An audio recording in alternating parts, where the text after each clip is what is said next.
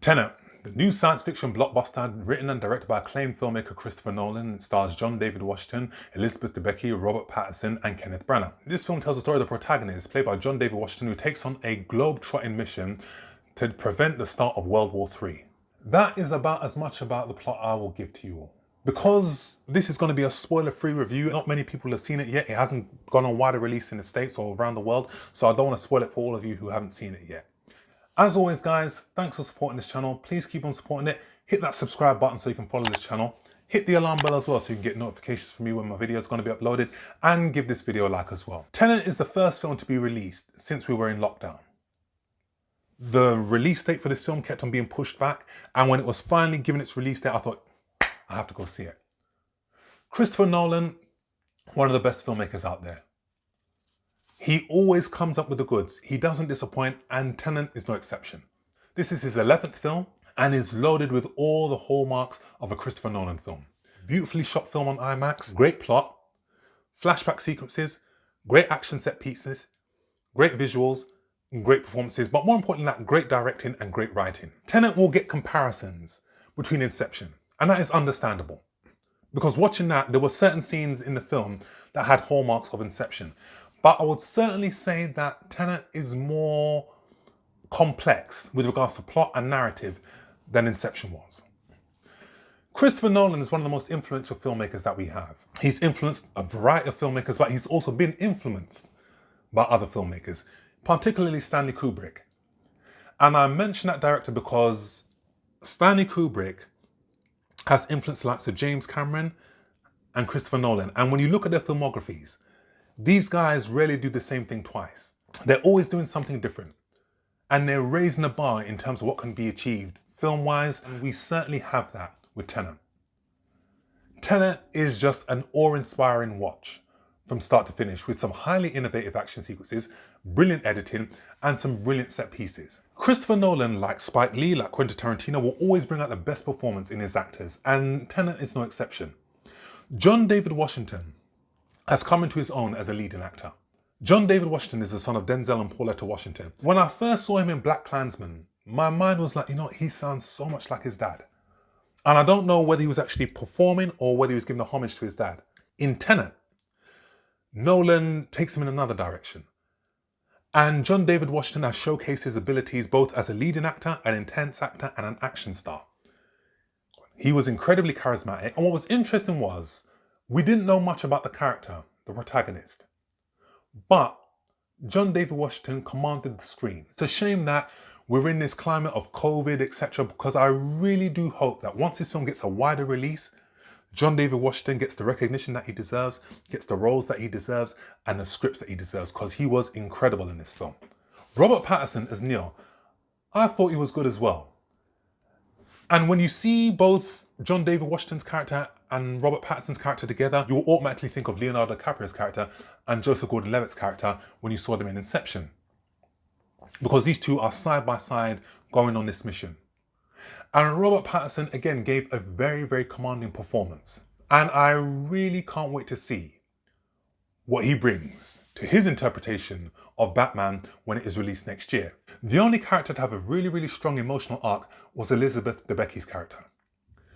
Her character, again, another comparison to Inception, is almost identical to Cillian Murphy's character. And I apologize because I realized that when I did the review of Inception, I kept on calling him Cillian Murphy. No, his name is actually pronounced Cillian Murphy. And Nolan writes some brilliant scenes, some brilliant dialogue, and he gives us one of the more intense characterizations of a female that we've seen in one of his films.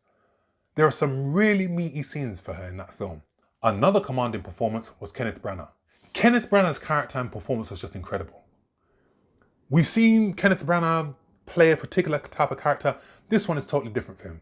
Tenet marks the second collaboration between Christopher Nolan and Kenneth Branagh. They both worked together on Dunkirk. I love the fact that this film has the hallmarks of a James Bond film, because you see the protagonist traveling all across the world, and it makes for an exhilarating experience. Tenet has some of the most awe-inspiring set pieces that you will ever see put to film. Christopher Nolan really pushed the envelope in this film. This film has elements of time travel in it. And to see it, and to see how it is filmed, it was really, really innovative and incredible to watch. From a kitchen fight sequence to a hallway sequence that is filmed in reverse. And seeing it defying gravity, that sequence automatically reminded me of the hallway fight in Inception. There are also some brilliant set pieces, from the car chase, which we've seen in the trailers, to a Boeing 747 crashing into an air hangar. And just seeing how that was filmed, and again, this was all real. These were all practical shots, no visual effects, all done to great effect. Tenet has the least amount of visual effects used in any of Christopher Nolan's films. There are only 250 visual effects shots. Inception had 500, Dunkirk had 429, Dark Knight had 650, Dark Knight Rises had 450, so Christopher Nolan likes to push the envelope in terms of what can be achieved practically. I wasn't too hot on the musical score. A regular collaborator of Christopher Nolan's, Hans Zimmer, he was working on another film called Dune, so he couldn't work his magic on this film. So enter Ludwig Göransson. Ludwig has worked with Childish Gambino on many of his albums. He produced Creed 1, Creed 2, the musical compositions for that film. He won an Academy Award for the Black Panther film. And his score, whilst entertaining, I felt that it lacked the intensity and the urgency that Hans Zimmer would have brought. The film was shot in IMAX and it is just gorgeous to watch. The cinematography, the glamorous locations, how they are captured are brilliant, and that is all thanks to Hoyt van Hoytema. Hoyt van Hoytema is a brilliant cinematographer, a regular collaborator with Christopher Nolan. These two worked together on Interstellar. He worked with them on Dunkirk. He worked with Sam Mendes on Spectre. Tenet is not a film that you will get on the first viewing, like, okay, I understand all of it, okay. This is a film that will require a second and third viewing. I was even speaking to my friend today and we tried to speculate what certain scenes in the film meant. Tenet will definitely divide critics and definitely divide fans of Christopher Nolan's work. There are some that will love it. There were some that will think, okay, this is okay, but not his best. And I feel that with a wider release, I feel that this film will get the recognition that it deserves.